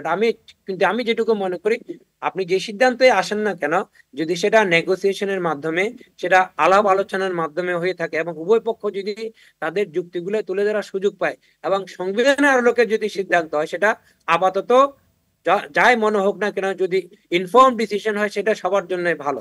তানজিবুল আলম, যেটি ডক্টর নিজাম বলবার চেষ্টা করলেন যে যখন এই প্রত্যয় করা হয় তখন শিক্ষকদের প্রতিনিধি ছিল না, যদিও ঢাকা বিশ্ববিদ্যালয় আইবিএতে অনেক ব্রিলিয়েন্ট মেধাবী শিক্ষক আছে যারা বাইরের কনসালটেন্সি দিচ্ছে, অর্থাৎ এখানে ওনারা দেখাতে চেয়েছেন যে যে সূত্রে তারা এগুলো করেছে তার পরতে পরতে ভুল আছে, এটি তো বলতে চেয়েছেন। সেই ক্ষেত্রে কেন এরকম ইন্টিগ্রেটেড সিদ্ধান্তের ভেতর দিয়ে তাদেরকে না ডেকে এই কাজটি করা হলো, যেটা নিয়ে আজকে শিক্ষক আন্দোলনে গেল? এই দায় কে নিবে? আচ্ছা, এই ক্ষেত্রে আমার একটা কথা বলা আছে। আপনারা জানেন শিক্ষকরা একটা সামান্যতম, আমি ওই ওনাদের ডকুমেন্টটা দেখেছি, আমি বলবো বিশ্ববিদ্যালয়ের সবচেয়ে বড় বড় শিক্ষকদের, নাম করা শিক্ষকদেরকে একটা দায়িত্ব দেওয়া হলে আপনারা রিসার্চ করে বের করেন। আপনি যদি তাদের ওই পেপারটা দেখেন, I would say very shallow document. আপনারা যখন একটা অ্যাসেসমেন্ট করতেছেন,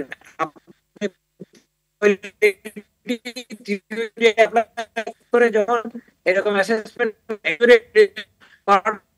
জরুরি ছিল, আসলে ডিসকাউন্ট করা হয়েছে এবং উইদাউট এনি রেশনাল বেসিস। আপনি যদি কম্পেলিং কেস করতে চাই, তাহলে আপনাদের শিক্ষকদের মানে যতটুকু নাম, তার চেয়ে intellectual ability wise, intellectual profoundness wise অনেক বেশি শ্যালো ডকুমেন্ট হয়েছে এবং ওই কারণে সরকারও কিন্তু আপনাদেরকে এখন গুরুত্ব দেওয়া বন্ধ করেছে। এবং এটা আপনি সম্পূর্ণ দোষ দিতে পারেন না, কারণ ইন্টেলেকচুয়ালি আপনারা অনেক শ্যালো হয়ে গেছে। আপনি যে আমেরিকার উদাহরণ দিচ্ছেন, যে আমেরিকা আপনার বিশেষ করে ধরেন ক্লিন্টনের আমলে যে টাস্কফোর্সটা করা হয়েছিল, 10 জনের মধ্যে 8 জন আসলে শিক্ষক ছিলেন। আপনি যদি তাদের ক্যালিবার গুলা দেখেন, সেই ক্যালিবারের সাথে আপনি যদি 8 জন তালিকা করতে চান, ঢাকা বিশ্ববিদ্যালয়ের শিক্ষকদের মধ্যে আপনি কয়জনকে পাবেন? ওখানে ওই কমিটির ওয়ান অফ দ্য মেম্বার ছিলেন Newt Gingrich. He is one of the founder of the economic theory. এখন যে আপনার বিভিন্ন ধরনের ইকোনমিক থিওরির কথা বলা হয়, is one of the problem. আপনার সামান্যতম অবদান আছে। আপনাদেরকে যে অবজ্ঞা করা হয়, সেটা নট এন্টায়ারলি আসলে বেসলেস। কারণ হচ্ছে যে আপনারা উদাহরণ দেওয়ার সময় বলেন শিক্ষকরা পাঠকক্ষে থাকবে, গ্রন্থাগারে থাকবে, ল্যাবে থাকবে। আপনাদের মানে বিখ্যাত পরিচয় কি একটা কথা বলে না, ফলই হচ্ছে আমার। আপনারা যেসব গবেষণা আর্টিকেল গুলা করেন, এগুলো কয়টা সাইটেশন হয়, কয়টা পিয়ার রিভিউ হয়, কোন স্ট্যান্ডার্ডের আপনি আর্টিকেল তৈরি করেন, যেই বেতনে আপনাকে আশা করতেছেন, সেটার আউটপুটটা তো আপনাকে জাস্টিফাই করতে হবে। তো আপনি শুধুমাত্র শিক্ষক, আমি জ্ঞানীদেরকে আপনি বেতন চাইবেন, কিন্তু output is zero. You cannot have that. না, অর্থাৎ প্যাট্রোনাইজেশনও তো নাই, আমরা লক্ষ্য করি না। অর্থাৎ আসবো আপনার কাছে। টিম আগে না মুরগি আগে, আপনি যদি এই গল্প করতে থাকেন তাহলে এটা চলতে থাকবে। প্যাট্রোনাইজেশনটা কেন হয় না? কারণ স্ট্যান্ডার্ড ভালো না। স্ট্যান্ডার্ড কেন ভালো না? প্যাট্রোনাইজেশন নাই দেখ। We have to start from somewhere. ধন্যবাদ তানজিবুল আলম, আবার আসবো আপনার কাছে। মিস করার দায়িত্বটা কিন্তু এরপরে যাচ্ছে আসিফ মাহমুদ। আসিফ মাহমুদ, আপনি বলেন যে আপনাদের আন্দোলন চলছে, যেটা ব্যারিস্টার তানজিবুল আলম বললেন যে এটা আপনাদের ধৈর্য ধরা উচিত ছিল, অর্থাৎ এখানে একটা আইনগত একটি বিষয় আছে, যেখানে হাইকোর্টে একটি রায় হয়েছে, সেক্ষেত্রে সে পথে না গিয়ে আপনারা কেন এই আন্দোলনে যাচ্ছেন, বাংলা ব্লকারে যাচ্ছেন আর সমস্ত কিছু অবরোধ করছেন কেন? দেখুন, 2018 সালে কিন্তু আমরা কোটার যৌক্তিক সংস্কার চেয়েছিলাম। আমরা 2018 সালে কিন্তু কোটা বাতিল চাইনি। তো সরকার ছাত্রদের পক্ষের সাথে কিংবা কোনো পক্ষের সাথে কোনো কথা না বলেই কোটা বাতিল করে দিলেন। তো আমরা মনে করি 2018 সালে যদি কোটার যৌক্তিক সংস্কার করা হতো, তাহলে এখন এই যে আইনি জটিলতায় পড়া, এই সিচুয়েশনটাই ঘটতো না। তো শিক্ষার্থীরা তো কোটার সংস্কার চেয়েছিল, তারা তো বারবার রাজপথে নামতে চায় নাই, আমরা রাজপথে নামতে চাইনি। আমাদেরকে বাধ্য করা হয়েছে রাজপথে নামতে। এবং তখন আমরা তো বাতিল যখন করা আমাদের হলো, সাথে আপনারা যখন বলছেন যে এই বাতিল করাটা ঠিক হয় নাই, তাহলে আপনারা ঘরে চলে গেলেন কেন? তাহলে আন্দোলনটা আপনারা চালিয়ে যাওয়া উচিত ছিল তখন।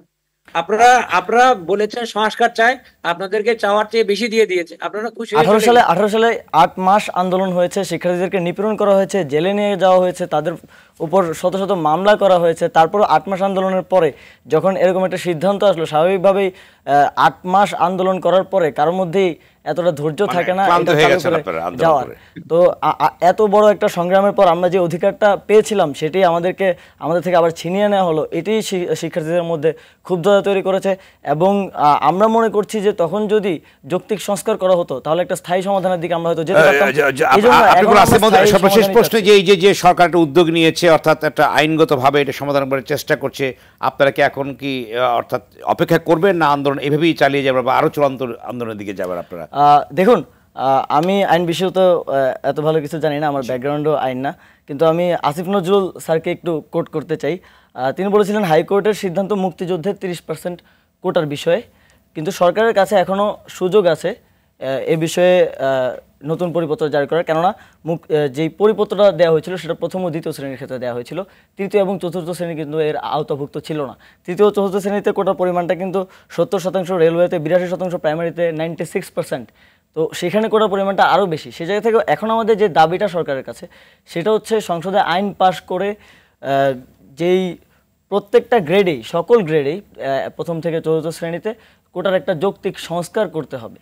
তো এটা আমাদের দাবিটা সরাসরি সরকারের কাছে, এবং এটা শুধুমাত্র 18 সালের পরিপত্রের ক্ষেত্রে সরকার তো ডিফার করছে না আপনাদের সঙ্গে, তাহলে কেন আপনারা এত তীব্র আন্দোলনে যাচ্ছেন, জটিল আন্দোলনে যাচ্ছেন? সরকার ডিফার করছে না সেটা তো আমরা সরকারের বিভিন্ন দায়িত্বশীলদের বক্তব্যে দেখছি না, কিংবা আমাদের সাথে কোনো প্রকার যোগাযোগ করা হচ্ছে না, বরং আমাদের আন্দোলনকে অযৌক্তিক বলা হচ্ছে, আমাদের ব্যাপারে নেগেটিভ বক্তব্য দেওয়া হচ্ছে। সেই জায়গায় আপনাদের পক্ষ থেকে তো বলা হচ্ছে কোটা ব্যবস্থার বিলোপ চাই, নানা স্লোগান আমরা তো লক্ষ্য করছি। আমরা তো বিলোপ চাচ্ছি না, আমাদের বক্তব্য সরাসরি অনেকে দিচ্ছে, অর্থাৎ প্লে কার্ড আছে, সবকিছু আছে, কিন্তু তাহলে আসলে আমাদের কোনো প্লে কার্ড, আমাদের প্লে কার্ডগুলো আমরা খুব সুচিন্তিতভাবে তৈরি করি। আমাদের কোনো প্লে কার্ডে এটা যেটা হচ্ছে সেটা অনলাইনে কিছু আচ্ছা, কালকে যদি ধরেন আপনারা আন্দোলনে যাচ্ছেন, অর্থাৎ যদি আরো দীর্ঘমেয়াদী সময়ের প্রয়োজন, আইনগত যদি জটিলতা আছে ব্যারিস্টার চানজীবনের, সেক্ষেত্রে আপনারা কি আন্দোলনকে আরো দীর্ঘায়িত করবেন? আমরা মনে করি কোটা ব্যবস্থার একটা স্থায়ী সমাধান হওয়া উচিত। আমরা 2018 সালে একবার মাঠে নেমেছি, 2024 সালে আবার নামতে হচ্ছে, আবার 2027 সালে গিয়ে আবার নামতে চাই না। সে কারণে আমাদের এই স্থায়ী সমাধানের একটা প্রস্তাবনা এবং এক দফা দাবি আমরা দিয়েছি, এবং আমরা মনে করি যে এটি দ্রুত সময়ের মধ্যে বাস্তবায়ন করা হোক। আমরা তো আসলে আন্দোলন বাস্তবায়ন না হলে কি করবেন? আমরা আমাদের আন্দোলন চালিয়ে যাব। আমরা আগামীকাল আমরা আরো কঠোর কর্মসূচির দিকে গিয়েছি।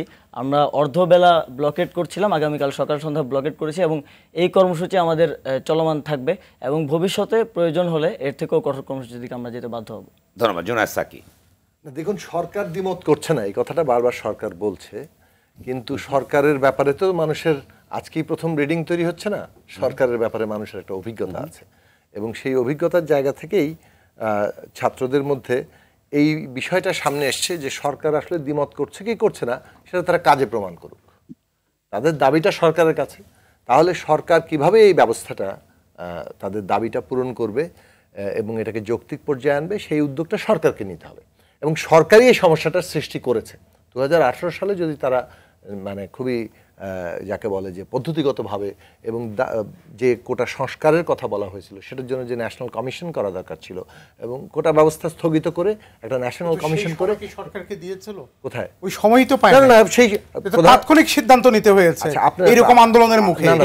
সিদ্ধান্তটা এটাও হতে পারে, কালকেও তাই হতে যাচ্ছে, তাৎক্ষণিক রাতের মধ্যে কিভাবে সিদ্ধান্ত নেবে? তাৎক্ষণিক সিদ্ধান্ত কি হতে পারতো সেটাই আমরা বলছি। তাৎক্ষণিক সিদ্ধান্ত এটা হতে পারতো যে কোটা ব্যবস্থা যা আছে সেটা স্থগিত থাকবে, এবং একটা সংস্কারের লক্ষ্যে একটা ন্যাশনাল কমিশন হবে, and they will do something. তো সুতরাং আপনি সেটা আপনার যেহেতু পরিপত্র অনুযায়ী, এখন আবার তাদেরকে এখানে কেউ কেউ মনে করছে যেখানে এটা একটা সরকারের পলিসিগত ব্যাপার, সেইটা কোর্টই বলে দিয়েছে যে এটা পলিসিগত ব্যাপার, এটা রিট নেওয়া হচ্ছে না, অথচ এখন অধিকার ক্ষুণ্ণ হচ্ছে কিনা মুক্তিযোদ্ধাদের সন্তানদের সেটা নিয়ে বলা হয়েছে। এখন মুক্তিযোদ্ধাদের সন্তানদের এইটা কিন্তু অধিকার হিসাবে, এটা হয়তো একটা আইনি ব্যাখ্যা হতে পারে যে মুক্তিযোদ্ধা কিংবা মুক্তিযোদ্ধা সন্তানদের আসলে এটা অধিকার, নাকি এটা একটা জাতীয় ঐক্যমত্য ছিল যে আমরা তাদেরকে এই জায়গাটাতে দিব? এখন মুক্তিযুদ্ধের ব্যাপারেও জাতীয় ঐক্যমত্য থাকবে না? অবশ্যই সেটাই তো ছিল, তার মানে একটা জাতীয় ঐক্যমত্য ছিল। আমার কথাটাকে নিবেন যে কোনটা জাতীয় ঐক্যমত্য আর কোনটা একটা লিগ্যাল রাইটস, সেটার মধ্যে একটু বোধহয় পার্থক্য আছে। আমি যেটা বলছি যে জাতীয় ঐক্যমত্যের প্রশ্নটা কেউই এখনো দ্বিমত করছে না। প্রশ্নটা মুক্তিযুদ্ধের সন্তানদের নিয়ে উঠেই নাই, এটা উঠেছে যখন মুক্তিযুদ্ধের সন্তানদের পরের প্রজন্মের প্রশ্নটা এসছে, তখনই এটার জায়গাটা এসছে। সুতরাং গুলিয়ে ফেলাটার জায়গাটা নেই, সরকারকে এই সমস্যার সমাধান করতে হবে। কত দ্রুততার সাথে কোর্টের বিষয়টি ফয়সালা হবে, কত দ্রুততার সাথে সংসদে এটা যাবে, কত দ্রুততার সাথে এটা করবে। ছাত্র সমাজ মনে করছে না যে আন্দোলন না থাকলে তাদের এটা খুব সহজে হয়ে যাবে, কারণ এই আস্থার জায়গা সরকারের কাছে নাই। আরেকটা কথা আমি শুধু বলবো, প্রায় শিক্ষকদের অবস্থাটা দাঁড়িয়েছে অনেকটা ডিপিএস এর মতো আর কি। ওনারাই টাকা জমা রাখবেন, আমি যতটা বুঝলাম যে ওনারা টাকা জমা রাখবেন, ওইখান থেকে ওনাদের পেনশন দেওয়া হবে। ব্যারিস্টার তানজিম ভাই যেটা বলেছেন এটার সাথে আমি অত্যন্ত দৃঢ়তার সাথে দ্বিমত পোষণ করছি। ঢাকা বিশ্ববিদ্যালয়ের প্রফেসর সিরাজুল ইসলাম চৌধুরীর মতো ইমিরেটাস প্রফেসর, ডক্টর মঞ্জুরুল ইসলামের মতো শিক্ষক, প্রফেসর এ কে আজাদ চৌধুরীর মতো এত বড় একজন গবেষক, নজরুল ইসলাম সাহেবের মতো একজন গবেষক, উনি নগরবিদ, এই ধরনের শিক্ষক আমি জাস্ট কয়েকটা স্যাম্পল দিলাম। এরপর আমরা আইবি এর মতো একটা প্রতিষ্ঠান, বিজনেস ফ্যাকাল্টির মতো প্রতিষ্ঠান, ইকোনমিক্সের মতো প্রতিষ্ঠান, আমাদের সায়েন্স ফ্যাকাল্টিতে কত ধরনের গবেষক আছে, সাইটেশন। আমরা আজকে ঢাকা বিশ্ববিদ্যালয়ে 554তম পজিশন আছে। দীর্ঘদিন থেকে আপনার বলে আসছেন, এটা কোনোভাবে গ্রহণযোগ্য না আমি মনে করি। একটু আমার মনে হয় শোনেন, সমাধান ইজ ডায়ালগ পলিটিক্যালি। আর মাননীয় আদালত, মহামান্য আদালত যেটি করছেন, উদ্যোগ নেই না কে বলেছে আপনাকে উদ্যোগ নেই? অবশ্যই উদ্যোগ আছে। ওনাদের সাথে তো অলরেডি শুরু হয়েছে। ওই দিন পদ্মা সেতুর সমাপনী অনুষ্ঠান বা এরকম কিছু একটি কারণে হয়তো পিছিয়ে আছে, কিন্তু আমি মনে করি যে স্টেক হোল্ডারদের সাথে এনগেজমেন্ট এটা আরও আগে হওয়া উচিত ছিল, সম্ভব এটি। আর ছাত্রদের ব্যাপারে আমি বলি, দেখুন কালকেই কেউ ভিকটিম হচ্ছে না। যে বাতিল যদি আমি ধরেও নিই যে আরও কিছুদিন যাবে, পরশুদিন কোনো পরীক্ষা নেই যে যেখানে এটি অ্যাপ্লাইড হবে। এই কারণে আমি বলছি যে সরকারকে যৌক্তিক সময়টুকু না দিলে, ওভারনাইট ডিমান্ড করলে, ওই যে ওভারনাইট তাৎক্ষণিক সমাধান হলে এটা আবার টেকসই হবে, এটা আবারও টেকসই হবে। এই জন্য সরকারকে সময় দিতে হবে যাতে একটি টেকসই সমাধানের জন্য যাওয়া যায়। আপনি যদি ওভারনাইট সমাধান দাবি করেন, এক রাতে সরকার কি করতে পারে, এক রাতে কমিশন করা যায় না, ফলাফলও পাবে না। তাদের ভিতরে কিন্তু পার্থক্যটা আছে। অর্থাৎ আপনাদের রাজনীতি নেতারা বলছে যে এখানে রাজনৈতিক গন্ধ আছে, যৌক্তিক না, সাথে তারা মেরিটকে যাচাই করেনি। কারেক্টলি বলেছেন। কেন আমির খসরু মাহমুদ চৌধুরীর ওইটা শোনেন নাই যে কুমিল্লায় বসে আছে কেন? ঢাকায় গিয়ে বন্ধুদের নিয়ে ছাত্র আন্দোলন, বন্ধুদের সাথে আন্দোলন করা উচিত। শোনেন, বন্ধুদের সাথে আন্দোলন কি করবে? আন্দোলন আলাদা করেন। আপনি ছাত্ররা কেন আন্দোলন করবেন? সংগঠন সমাবেশ করেন, ওদের আন্দোলনে কেন আপনার ঢুকতে হবে? ও ছাত্র না, উনি তো না না, সে লন্ডন থেকে বেড়াতে আসছে, তাকে বলে কুমিল্লায় কি করো, ঢাকায় যাও বন্ধুদের নিয়ে। ছাত্রদের আন্দোলনের আমি আমার ছাত্রদের কি বলবো, ছাত্রদের আন্দোলনে শত্রু না আপনারা। এই যে এখানে আমরা কেউ আওয়ামী লীগ 62 সাল থেকে প্রফেশনাল রেসিজমের গন্ধ পাচ্ছি। ছাত্র আন্দোলন there should not be any professional racism, সেটার উপরে আমাদের সম্পদ। দলটি এখন যারা ব্যুরোক্রেসিতে আছেন, আমাদের আত্মীয় স্বজন, ভাই বন্ধু, তারাও আমাদের সম্পদ, সব শ্রেণী পেশা। There should not be any barrier of professional racism. Professional রেসিজমের কোনো সমাধান হবে না এখানে, বরং আমরা চাই সব জায়গায় দক্ষতা মেধার প্রতিযোগিতা হোক, এবং যে মেধাবী হয়েই উঠতে পারলো না কোনোদিন, 5টা শিক্ষক কোচিং করতে পারে না শিক্ষক রেখে, তার জন্য কিছু একটা করাও রাষ্ট্রের দায়িত্ব। কিভাবে করা হবে এটা নিয়ে আলোচনা হতে পারে। আচ্ছা, আমার একটু বলার প্রয়োজন মনে করছি। আর দিতে পারছি না সাকি, আমাদের সময়। আপনি একটা গুরুতর বিষয় আছে, দেখুন বাংলাদেশে না, ব্যারিস্টার তানজিম যেটা বলেছেন, আপনি যদি কোয়ালিটির উপরে বেসিস করে ইয়েটা চান, আসলে এটা তো ডিপেন্ড করে তো আপনার প্রথমত প্যাট্রোনাইজেশন, সরকারের পলিসি, তার উপরে আপনার কোয়ালিটি। আমি সময় দিচ্ছি, আমাদের সময় শেষ, তবে সময় দর্শক, গণতন্ত্রের সংলাপ আজ এ পর্যন্তই। সঙ্গে থাকবার জন্য ধন্যবাদ।